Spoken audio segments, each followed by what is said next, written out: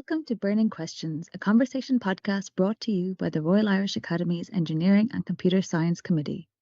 Through interviews with leaders in the fields of mechanics, engineering, and computer science, we aim to shine a spotlight on expertise in the applied technologies across the island of Ireland today. This month, Vikram Prakashi met with Lorraine Hanlon and David McKeown from UCD for a fascinating discussion about Eirsat-1, Ireland's first satellite. T-minus 10, 9, 8, 7, 6, 5, 4, 3, 2, 1. Go Korea 425, go SpaceX. Lorraine and David, massive congratulations to the two of you. Could you tell us about Eirsat-1, the first Irish satellite? So Eirsat-1 is Ireland's first satellite. It's up there in space. I call it 2U CubeSat. So it would fit in your hands. It was built by UCD with help of ESA, European Space Agency, in their Fly Your Satellite program. So it's like a fully functional satellite. It's just smaller and built out, smaller in size, but everything kind of miniaturized. And what it does is carries three payloads. It has a gamma ray burst detector. It has a thermal experiment for thermal materials, and it has a control system for orientate the satellite. So we built it to test those technologies, but we also built it for the education of the students in UCD. I mean, this took a very long time and so many people were involved. Could you tell us how long the whole process was, how many were involved, what kind of a team it was? It started in about February 2017. That was when we submitted a proposal to the European Space Agency to participate in their university student program called Fly Your Satellite. And we were then selected in May 2017. So we launched on the 1st of December 2023. So it was about 6.5 years in development. We had a core team of about 20 graduate students, so PhD and research masters, and then another probably 30 or so undergraduate and taught master's program who participated in smaller chunks along the way. That's a long time and a massive team to be involved with. And I'm guessing that it comes with also a sizable investment that is required to be done. But is space a good investment for a small country like Ireland? I think it's a great investment. I mean, we have a space industry that's just growing massively. So we're looking at it being a €1 trillion industry by 2030 and beyond. And it's whether Ireland wants to be a part of that, and being part of that is developing our infrastructure and our knowledge and the skills now. That's important in university, like here in UCD, that we're producing the research and the graduates that can fuel an Irish space industry to get our piece of the pie. We also have companies and industry in Ireland that are building things for space, and they're growing. So what we find is that for every euro that Irish taxpayer puts into the space industry, there's a multiplier of 3 or 4, more than that. Another depends which way you look at it. If you add in kind of their suppliers and the supply chain going down, that investment in space industry, whether you like it or not as a thing, is good for the economy for Ireland. So the returns are good, and the knowledge returns are also very good. So I think, it's a winner at the moment if we want to be involved in industries that are growing. Now that you mention the knowledge and the economy, what kind of national capacity, skills, and scientific excellence will this space industry bring to Ireland, do you think?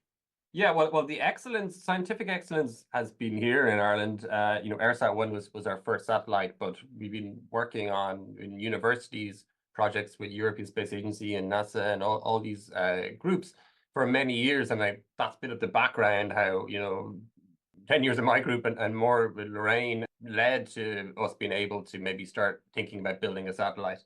So the excellence in astronomy and excellence in engineering is there. Company-wise, it's the same. We don't have a large prime, like we call it, someone who builds the whole spacecraft here in Ireland, but we have lots of small to medium-sized companies that are plucky and disruptive and fast growing, who are working in kind of the new areas. We talk about new space, the idea of kind of moving away from everything being done by a space agency and to kind of a more commercial space where small companies and small countries like Ireland can be there. So we're growing, and I think there's definitely room for a lot more growth here. But we're building upon, it's not a zero heritage, but we're building upon the foundations that have been kind of built grassroots kind of up in Ireland. What I'm also hearing is that many different disciplines worked very well together on this. Now, we all know like disciplinary boundaries are eroding very fast, but maybe Lorraine, how do you see the interdisciplinarity of this entire project? There's certainly no way we could have done this project without an interdisciplinary team working on it and bringing the scientific and engineering expertise together and building something much greater than the sum of its parts, I think. So there's definitely shared knowledge and learning has come from that. And I think a lot of the future projects we're building, we want to build together because we've seen the important complementarity in the mindset we bring to solving problems and the technical know-how we bring. So I think that's been really positive from the Eirsat-1 mission. And I think more broadly, bringing an awareness of space to different areas that may not have traditionally felt they had any role to play in space. And the space story has been a big part of the mission, bringing humanities researchers and in particular creative writers and creating the poem that's on board has been, I think, really eye-opening for them and for the students involved, and for us to see the public response to it as added a very important dimension. And while it's not interdisciplinary research, it's showing the importance of us having a shared vision of, you know, the planet and our role in the solar system. And that may sound very grandiose, but I think it does inspire a lot of that kind of thinking. So even though it's a small satellite, it had big ambitions. I mean, that sounds fascinating, Lorraine, but I'm sure the entire project wasn't without its challenges.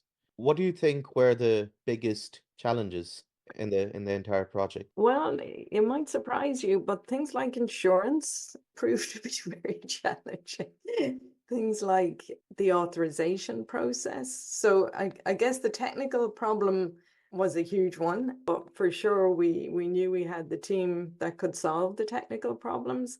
But I think it was really an unknown, the whole authorization. How were we going to actually brand this as an Irish satellite? Who was taking care of that, and how would we? What was the mechanism that we would create to allow that to happen? So, for sure, for me, in my role as as the endorsing professor who had to do all the background stuff, that was probably the biggest challenge. And I think hats off to the civil servants who supported us on that, because they did a wonderful job. And we just found out last week that we're now on the UN Register of Outer Space Objects. So Ireland is on that list now for the very first time. So all these things culminated almost on the day, I'd say, emotionally at least for the two of you. Maybe if I could ask, how was the feeling? Well, launch day was special. Yeah. So we were out in California. So it launched from Vandenberg Space Force Base. Yeah. I mean, seeing 6.5 years of work go up in the air attached to a very powerful rocket was fairly surreal. Yeah, it was quite emotional. There was lots of hugs and with the team out there. I had a sense of relief, I guess, that it actually had happened. It's quite a build up for that. I think I was strangely confident that it was going to work. I think so. Yeah, it really amazing. It's obviously a one-off feeling. Yeah, I still don't think I've fully processed that it's actually up there. It did, as you said, feel surreal on the day. There was about, I would say, maybe 200 or 300 people just along the road. So we weren't actually on the launch site. We were a little bit away from it because it's a military site. But it had the feeling of a music festival. People, had their picnics out and their binoculars, and there were all kinds of kind of interesting characters in camouflage gear and giving us advice. So it was a bit of a slice of American life as well, and yeah, just a wonderful atmosphere. As soon as we saw the booster come back down, there was this sonic boom, this really loud boom, and it landed back on the pad in Vandenberg. So that was a big plus, because that doesn't often happen there. But then we had to race back down to this town of Lompoc because we had to talk to the team back in UCD, and then the work of actually establishing contact with the spacecraft began. So there was the euphoria of the launch, and then it was almost straight away back to business, and making sure we were ready to hear the first beeps from the beacon. When we first started getting the reports from the amateur radio enthusiasts from Europe, I think there was from Luxembourg and Czechia, we knew that the spacecraft was in a healthy state and the beacon signal was strong. When I think back to the thousands of hours of work that went into developing that antenna module from scratch by the team, how much rework, how much testing and redesign went into it, it's just brilliant to hear that the signal is loud and clear. So, irrespective of whether the project, because you didn't know whether it would be eventually successful or not, because there are so many unknown unknowns, is it this long engagement, that excitement or anticipation is what keeps you in STEM, or what excites you, what encourages you to continue to work in STEM? Is it this, or is it the final success? Well, I mean, I think it's the big challenges, and building Ireland's first satellites is a big challenge for me. I think Lorraine hit on it. Working as part of a team, a big team across the campus here was also great. Because you get involved in research and you can be a lone wolf if you want, but I think it's not as good fun as working with others, and I don't think it's as rewarding. And then trying to do something that's impactful to Eirsat-1 to be historic. I don't know if saying anything we do is ever historic, but as being a first for kind of to inspire that way. But the momentum after that, we're doing this to build, our space research, our space industry. It felt like we were doing something that was more than I guess any other research project I had done before. But then there's the public engagement side of things, when we start using this to try to get other people into STEM and stuff that we love. I don't know, Rain, if you want to talk about the public engagement. Yeah, just following up on that, I think, for students and graduate students, it can often be isolating to work on their own research project and go down for 4 years in a topic in great detail. And I think one of the things that was great about Airsat was that there was that aspect for the PhD students and the research masters, but also a shared challenge that they were working on collectively, that they felt really empowered by and connected to each other by. And I think trying to replicate that in future projects would be great, because I think it really supported the students. Remember, we were doing this through COVID as well. So having something shared and collaborative and people they could connect with, as well as their own individual line of research, was important and valuable. And then, on this public outreach, we've had such an active schools program and done a lot of schools materials, resources for school kids on our website.